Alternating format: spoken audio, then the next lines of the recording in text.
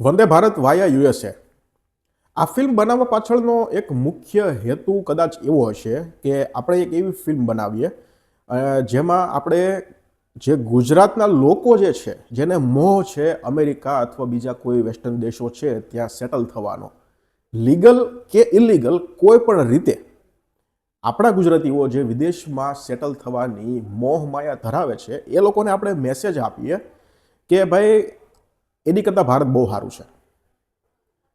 આવો કંઈક મેસેજ આપવો હશે એવું મને લાગે છે.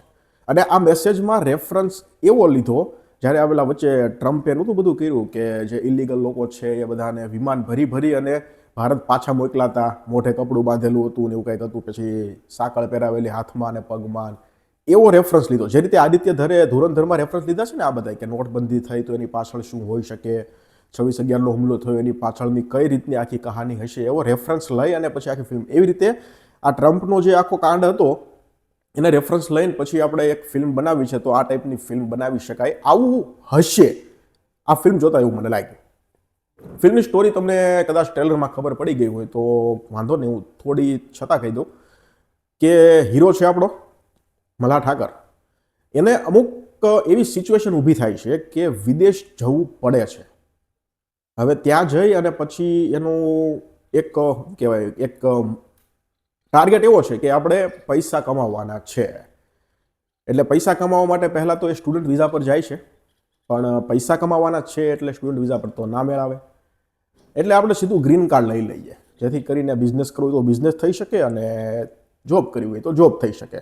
અને અમુક પૈસા જે છે ટાર્ગેટ એ કમાઈ લઉં એટલે આપણે ગંગા નાઈ લઈએ. આ રીતનું આખું પ્લાનિંગ પ્લોટિંગ કરીને ભાઈ અમેરિકા જાય છે. હવે અમેરિકા જઈ અને પછી ગ્રીન કાર્ડ કરવા માટે કેવા કેવા કહેવાય ને કે ધતિંગ કરવા પડે છે અથવા તો નુસ્ખા અજમાવવા પડે છે, એવું બધું આપણને આ ફિલ્મમાં બતાવ્યું છે. જો ગ્રીન કાર્ડ કરવા માટે કેવા કેવા નુસ્ખા અજમાવવા પડે છે, ધતિંગ કરવા પડે છે, અથવા તો કેવા કેવા દુઃખો આવે છે, કેવી કેવી પરિસ્થિતિનો સામનો કરવો પડે છે, આ બધું કદાચ આપણા ઇન્ડિયામાં રહેતા લોકો જે છે એને કદાચ રિલેટ કરે ના કરે, પણ જે વિદેશમાં રહેતા આપણા ગુજરાતીઓ છે એ લોકોને કદાચ રિલેટ કરશે.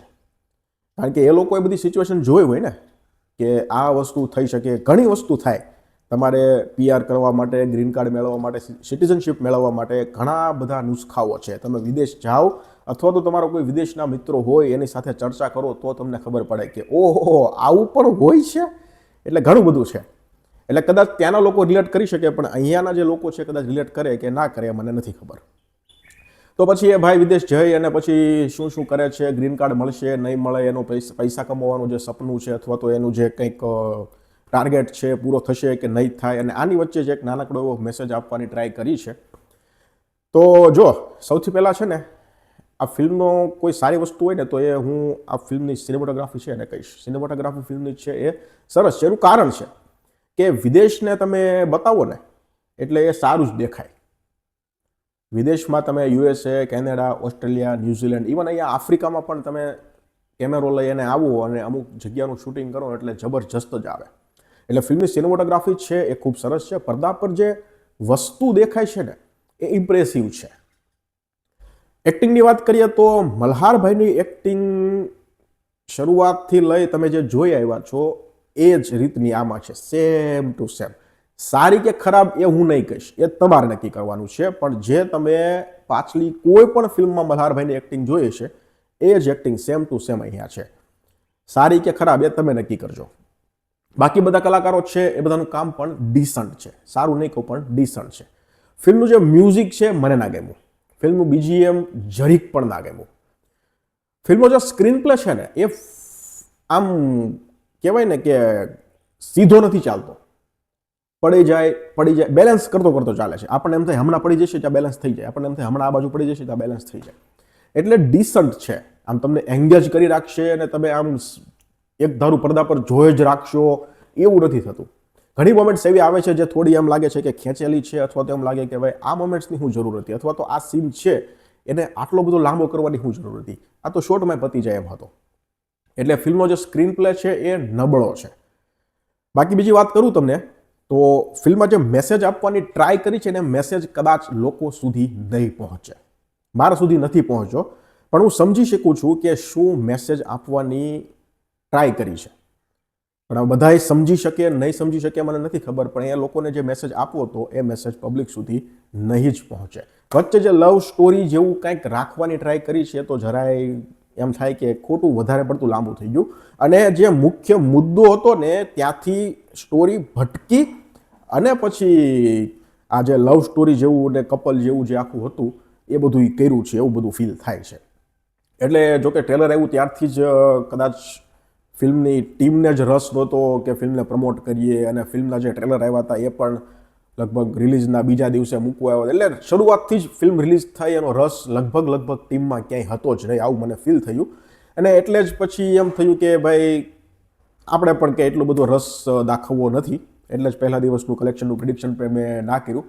કારણ કે આમ ટ્રેલર જોઈને જ બહુ ઉત્સાહ નહોતો અંદરથી કે ભાઈ મલ્હારની ફિલ્મ આવે છે. નકર કેવું હોય કે મલ્હારની ફિલ્મ આવતી હોય તો એમ થાય કે વાહ મલ્હારની ફિલ્મ આવે છે, યશની ફિલ્મ આવે છે, સિદ્ધાર્થભાઈની ફિલ્મ આવે છે, એવું આમ ઉબળકો હોય ખરો.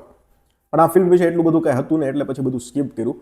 પણ ફિલ્મ જોતા થોડી નિરાશા તો હાથ લાગી છે, નથી રિલેટ કરી શકી આ ફિલ્મ સાથે. ઘણું બધું છે ફિલ્મમાં જે તમને કદાચ ઇમ્પ્રેસ કરી શકે, જેમ કે ફિલ્મ કદાચ મલ્હારની એક્ટિંગ પણ એમાં હશે, સિનેમેટોગ્રાફી મેં જેમ ફિલ્મની જે કીધી, જે લોકેશન્સ છે. બીજી વસ્તુ એક મને નડી હોય ને તો ભાઈ આ ફિલ્મ ગુજરાતી છે.